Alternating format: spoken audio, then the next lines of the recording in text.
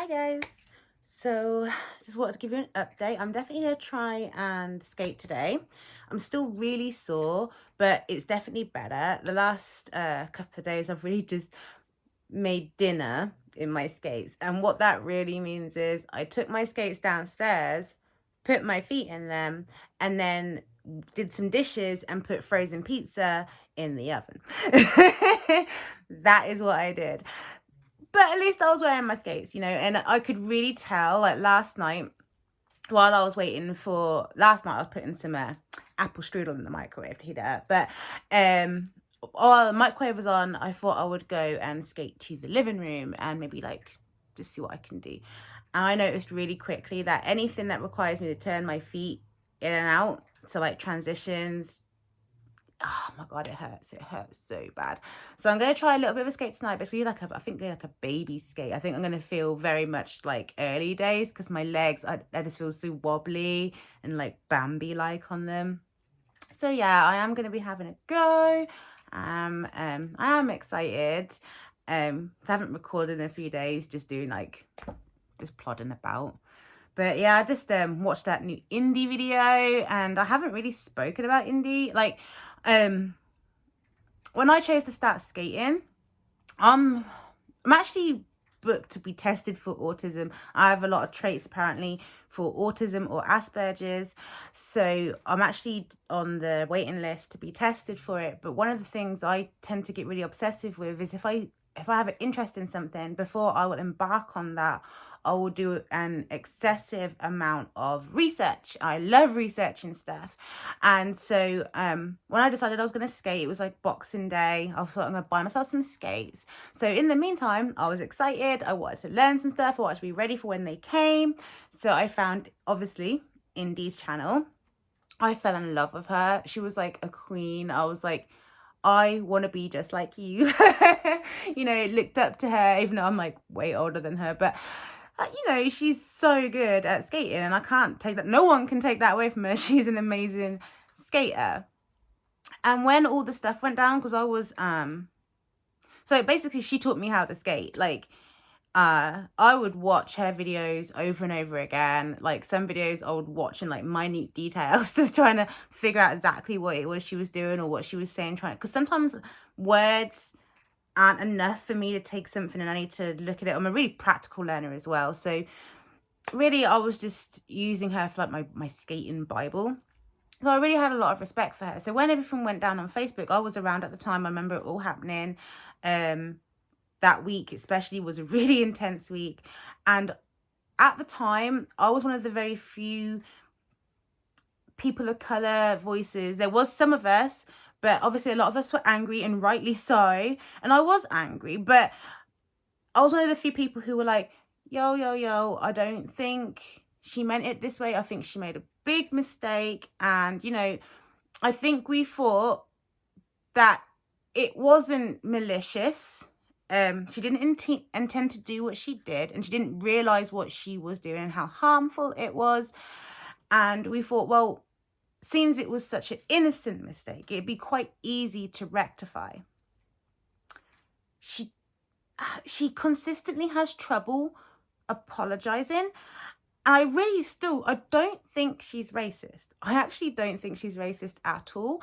I think she has racist tendencies because most people do, even Black people. There's been studies shown that a Black person would be more scared of another Black person than they would of a white person. That's conditioning through society, and those shows like Cops and stuff, like they're always making out that Black people are these scary people you see in the shadows. So obviously there will be a certain amount of racism that everyone has, that she has, but is easily learned. It's more of an ignorance than an out and out racism. That's what I believed anyway. And I still don't think she's racist. Let me just be clear on that. I don't think she's racist, but I think she's got a big ego. I think that's why she's having a really hard time apologizing. So I watched her new apology today, because there was the first attempt, she didn't say anything. It was that live. I watched it. It was like 2.5 hours long, something like that. The town hall thing. She didn't really say anything in that, which was disappointing, but I thought, you know what? Benefit the doubt again. Maybe she's just, you know, absorbing what she's hearing right now. She's just had like 2 whole days of like insaneness. Let her just absorb stuff being said directly to her. So I you know, I gave it parts, and then that video it vanished, and that wasn't good. I wasn't impressed with that. That was weird. And then there was that whole Pigeon situation, and she wasn't replying to anyone, and like Pigeon had said, like, they're trying to contact her, all this stuff, and they can't get hold of her. And I actually contacted Long Beach police to do a wellness check on her, because I was actually quite angry by this point. But at the same time, I still wanted to give her the benefit of the doubt. And I also didn't want anything bad to happen to her. You know, we want her to learn. We don't want her to, you know, the worst case scenario would be for her to completely turn her backs on us and just be extreme the other direction. We want to encourage growth and learning, and, you know, room to make mistakes. And at this point, I still thought mostly what she did was a harmful and hurtful mistake. But yeah, it came back to me that she was fine. Like, they did a wellness check and she'd just gone home. And so one of the things in her recent apology, she's saying about Pigeon, and like, I feel like she accepts some responsibility and then she throws some back out to other people, whether that be Karen the Carrot or Pigeon. Because although she made it seem like she was being apologetic to Karen, the fact that she said certain things the way she did, like, oh, seems you won't respond to my calls, it kind of makes Karen seem like a bitch, and she's not. She's just hurt personally. Sorry, someone's going fast. And she just didn't want to reply, I guess. You know, that's up to her. But calling her out like that makes Indy seem a bit more of a victim. And then the whole Pigeon thing, it's like, well, when she was relaying that back with her words, I remember at the time. So I don't know if she's hoping that time that's passed and people who weren't around at the time won't remember and will just take her word for it. But if you were around at the time, you will know that there were people putting their tenties out, trying to contact Indy, and she was not replying. And so that's why we will believe, at least, why she got fired and completely cut off from Pigeon, because she would not help Pigeon. Pigeon was in the shit. I'm not defending Pigeon. I know there's stuff out there about Pigeon. I'm just saying what the facts were at the time. Pigeon was saying she's trying to contact her. Everyone was saying they're trying to contact her and no one can reach her. And then she said that she fired her because there was no contact, which is what everyone could see. Even India said herself, she was radio silent. I don't know why she'd wait so long. If she's got some demands, I'd like to apologize and get stuff sorted. Why is she waiting until a couple of days before the deadline? Like, that should be your top priority. You have caused this hurt. And I feel like where the ego comes in, I think she sees the hurt she's done. She says, I said sorry. Like, I said sorry 1 time, then 2 times, and now I'm saying it a 3rd time. Now I'm getting a bit angry that I'm having to keep saying sorry. And it's like, but these are the people you hurt, and your apologies aren't good enough, and now you're turning it all to make it look like you're a victim. And there's a point in the video, I can't remember what her exact words were, but she was saying about how she was getting hammered or something like that. And it's like, yeah, because you really hurt a lot of people. So it kind of makes it seem like the black community were bullying her. Like, they weren't trying to educate her. They were just trying to troll her and hate her. And no, some of it was just pure anger. They weren't after helping you. And to be honest, it's not their obligation to help you. So some of them have a right. If they want to just be angry, they can just be angry. But then there's some of us who want to help.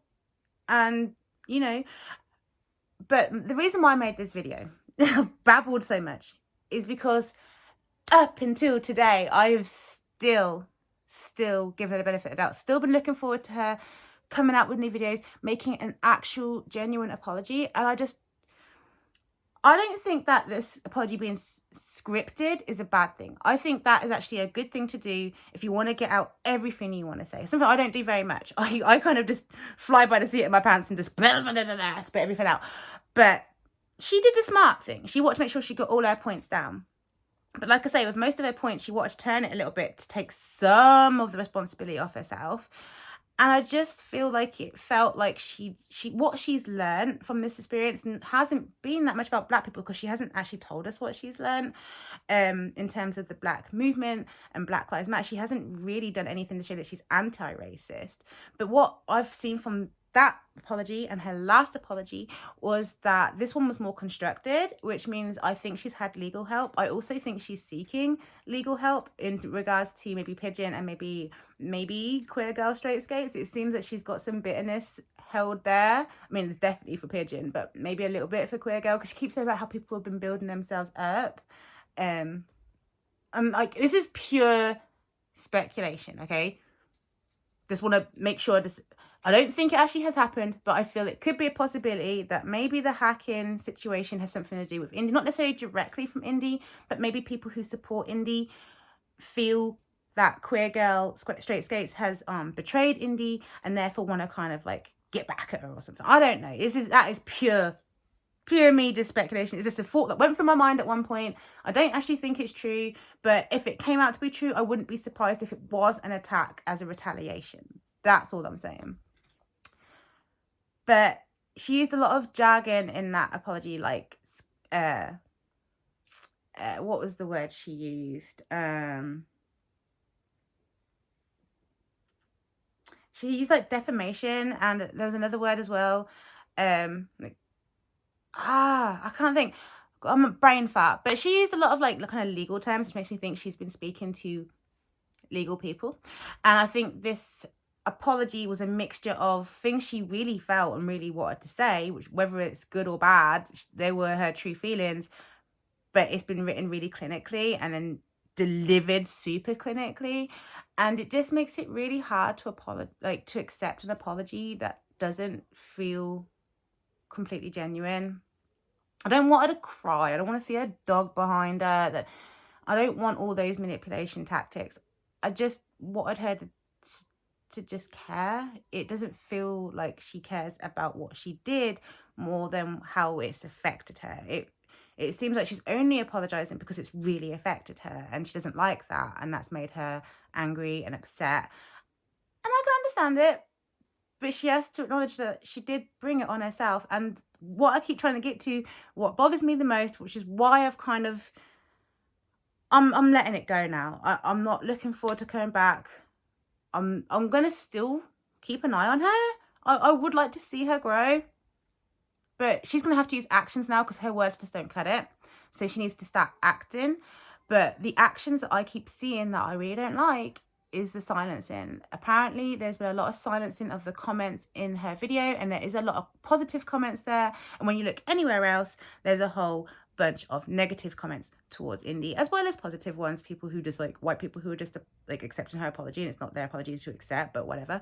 And there are some people who accept it, you know, and that's up to them as well. That's fine. I'm not telling anyone to accept it or not accept it, but if you're white, it's not yours to accept. That's all. But she's deleting comments, and that's like the main thing she actually did wrong, was silencing Black voices. It started off being silenced by someone else, and then she silenced, and then she silenced some more, and then she silenced comments on her other apology video, and now she's silencing comments again. She silenced people on Instagram, and that, if she's learned anything, that should have been the one thing she learned. Do not silence us. She continues to do it. So whatever she's learned, I don't think it's been anything beneficial as of yet. But like I say, I'll keep my eye on her activity because I would love to see her grow, and I'd love to be able to support her again. But as it is, I have lost all hope. And yeah, that's what I wanted to say. My 2 cents. Oh, I feel like I'm going to get hate now, like so bad. But I just wanted to talk about it. It's disappointing. I really love that girl. And I still have a fondness to her. I just feel she needs to really just let all that ego go and really become humbled. I don't think she's humble enough. I think a lot of things have happened to her which would normally humble people, but I think rather than being humbled, she's retaliating in anger. She feels hurt. She feels like she's been more hurt than anyone else. That's how I see it. So I'm going to leave it there. And I hope that people don't hate me. Bye.